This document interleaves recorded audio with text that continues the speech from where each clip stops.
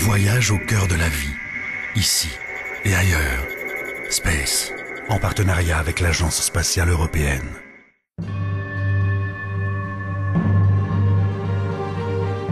Mars nous intrigue encore et toujours. Une série de missions l'ont exploré, des robots l'ont survolé, arpenté et continuent de le faire. Et bientôt, ils creuseront son sol en profondeur. Leur objectif commun, trouver des indices qui permettront de répondre à la plus grande question qui agite les scientifiques. La vie s'est-elle à une époque développée sur Mars? S'il y a eu de la vie ailleurs que sur Terre, Mars est vraiment une destination de choix. Une destination de choix, mais une énigme à bien des égards. Nous en sommes à peine aux premières étapes de sa résolution.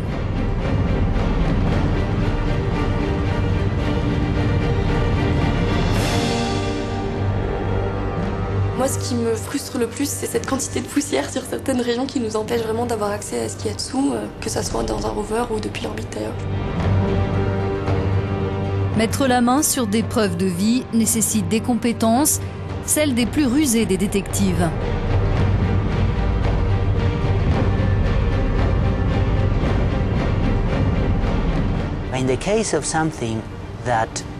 Dans le cas où quelque chose serait mort il y a très longtemps, par exemple il y a 3,5 milliards d'années, on ne peut pas s'attendre à en trouver des traces en bon état.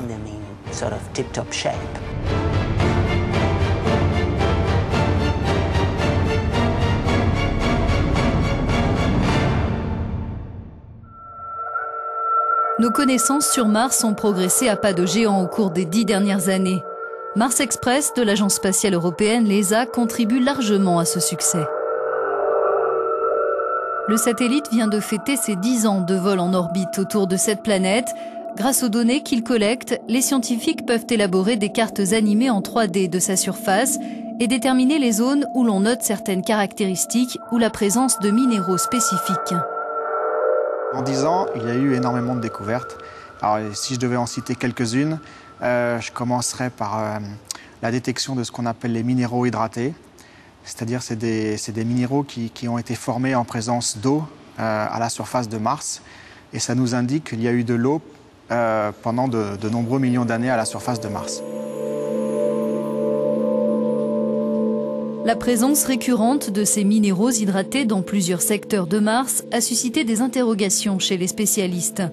Déterminer où se trouvent ces argiles et ces sulfates permet de mettre en évidence les zones où il y a eu de l'eau à une certaine époque. Les argiles, en fait, c'est quelque chose qui se forme sur Terre avec de l'eau liquide. Et il faut pas mal de temps pour altérer une roche, pour la transformer en argile. Les sulfates, c'est quelque chose qui peut se former un petit peu plus rapidement. Donc ce sont ce qu'on retrouve en fait dans les lacs salés sur Terre, où on a de l'eau très riche en minéraux qui est à la surface, qui s'évapore, et on retrouve ces minéraux précipités à la surface. Dès les années 60, les premières images de la surface de Mars provenant de la sonde spatiale Mariner 4 ont alimenté les spéculations sur la présence de l'eau et de la vie. Les missions Viking dans la décennie suivante n'ont fait qu'amplifier le phénomène. Prenant la suite de petits rovers, Curiosity, mission de la NASA, s'est posée l'an dernier de manière spectaculaire sur le sol martien. Ce laboratoire scientifique de 900 kg, capable de prélever des échantillons de roches en sous-sol et de les analyser, ne recherche pas des traces de vie, mais des preuves d'habitabilité. Curiosity s'est posée près de l'équateur, un petit peu dans l'hémisphère sud. Alors, on peut le repérer à partir des volcans qui sont au-dessus. Vous avez ici le volcan Elysium dans l'hémisphère nord. Et un peu plus au sud, vous avez le cratère Gale, où s'est posée Curiosity. Le rover Curiosity dispose d'un outil particulièrement perfectionné, un laser baptisé ChemCam, conçu et testé à Toulouse, en France. Le principe, viser une roche pour provoquer la fusion du matériau et l'apparition d'un plasma, une procédure qui permet de déterminer la composition de la roche. Ce modèle de test est utilisé pour calibrer le ChemCam qui opère sur Mars actuellement. Ce que vous voyez là, c'est ce qu'on appelle l'enceinte martienne. Donc en fait, on va placer ces rochers à l'intérieur, on va faire le vide, et puis après on va le remplir avec cette bonbonne de gaz qui contient un gaz similaire à l'atmosphère martienne. Et ça va permettre en fait au plasma qui va se créer sur la roche d'être dans les conditions de Mars. Le rover a déjà marqué la planète rouge de son empreinte. Son laser ChemCam peut viser des cibles se trouvant jusqu'à 6 mètres de distance et les étudier pour voir si elles présentent un intérêt scientifique. Si c'est le cas, Curiosity s'en approche et prélève un échantillon. On est allé dans un petit bassin qui semble être, je dirais, un ancien lac. Et ça nous permet de se poser la question de l'habitabilité de cette région. C'est-à-dire, est-ce qu'un jour, on a eu les conditions climatiques pour que la vie, si elle peut apparaître ailleurs que sur Terre, pour que la vie apparaisse à cet endroit-là. Les recherches menées par Curiosity en matière d'habitabilité semblent porter leurs fruits. Sur le site où il s'est posé, il a établi la présence à une certaine époque d'une eau à la bonne température et avec l'acidité qui convient sur une période suffisante. Mais il y a environ 3 milliards d'années, les conditions ont changé lorsque le champ magnétique s'est réduit et que l'atmosphère a progressivement disparu. Mars a une atmosphère trop faible, avec une pression trop faible pour que l'eau liquide soit stable à la surface de Mars. Par contre, on trouve de l'eau dans l'atmosphère et sous forme de glace. Donc on a principalement de l'eau dans les calottes polaires qu'on peut voir ici. Donc ça, c'est de l'eau sous forme de glace dans la calotte polaire nord et il y en a aussi dans la calotte polaire sud. Grâce à Mars Express, on sait que sous la surface de la planète se trouvent de grandes quantités de glace cachées sous de la poussière. La mission a aussi permis de déceler la présence d'un élément encore plus mystérieux et fascinant, le méthane. Mars Express, en 2004, donc au tout début de la mission, a montré qu'il y avait du méthane dans l'atmosphère, en très petite quantité. Il y a encore des discussions sur la véracité de ces observations. Mais si le méthane est présent, il faut l'expliquer.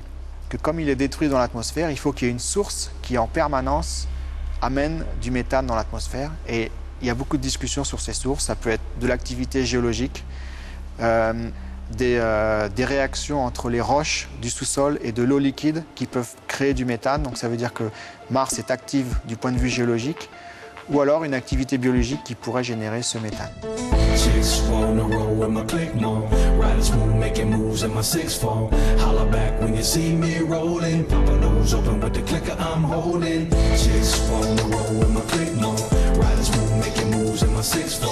Le programme européen ExoMars, qui va lancer la première mission ayant pour objectif affiché de trouver des traces de vie, actuelles ou passées, entend bien apporter des réponses dans ce domaine. En 2016, sera placé en orbite autour de la planète rouge, un satellite conçu pour chercher la présence de méthane. Et d'ici 2018, ce rover, capable de prélever des échantillons jusqu'à 2 mètres de profondeur, roulera lui aussi sur le sol martien. Si vous vous dites que votre véhicule est cool parce que c'est un 4x4, eh bien lui c'est un 6x6x6. Toutes les roues peuvent tourner sur elles-mêmes, à droite, à gauche. Et il y a aussi un moteur supplémentaire qui permet à une articulation de pivoter vers l'avant et vers l'arrière. On peut avancer, tourner et progresser en crabe. C'est très important, par exemple, quand on veut étudier une roche.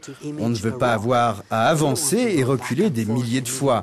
On peut avancer en crabe pour se placer juste devant elle. On peut choisir de ne pas utiliser les roues comme des roues, mais de les soulever pour les utiliser comme des pieds. Le rover peut aussi patiner. Mais au fait, quel est l'objectif final de ce minutieux travail de détective? À quoi pourrait bien ressembler une hypothétique vie sur Mars? Peut-être que sur Terre, les roches les plus anciennes à notre disposition pourraient nous renseigner.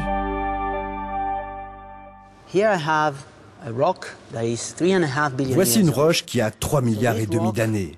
Cette roche s'est formée lorsque de la cendre volcanique est tombée dans une lagune. La cendre est tombée au fond de cette lagune où il n'y avait pas de vie. Ici, on peut voir ces couches horizontales et où les cellules se sont développées sous forme de colonies. Celles-ci ont piégé les sédiments et formé ces structures coniques. Là, on peut voir comment le cône se forme et là, on voit à quoi ressemble ce cône sur le dessus de la roche. Si on trouvait quelque chose de ce genre sur Mars, ce serait très exaltant. Ce serait l'une des plus grandes découvertes de la mission. Les scientifiques ne sont pas d'accord sur le site où posait le rover ExoMars. On suppose qu'une forme de vie pourrait avoir été présente il y a environ 4 milliards d'années, peut-être dans d'anciennes vallées où de l'eau était présente pendant une longue période.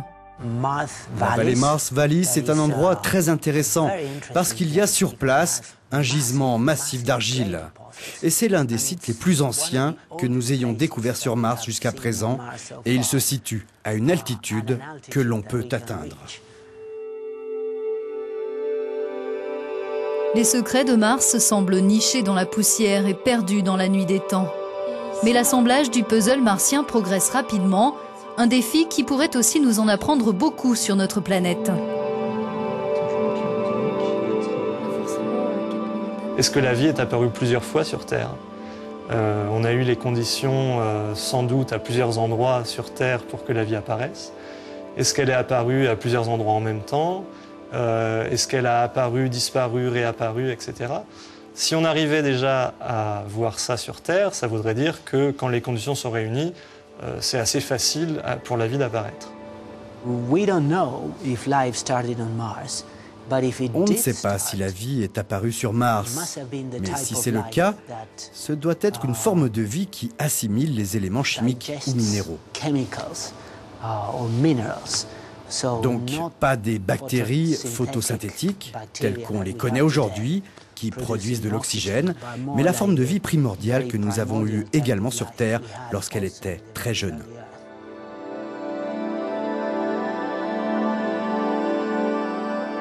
Ce qu'on pense être les ingrédients principaux, on pense qu'ils étaient là sur Mars il y a longtemps. Est-ce que ça suffit ou pas? On ne sait pas. Et si on trouve la vie, on pourra dire finalement que peut-être que ça suffit. Et si on la trouve pas, le mystère restera entier.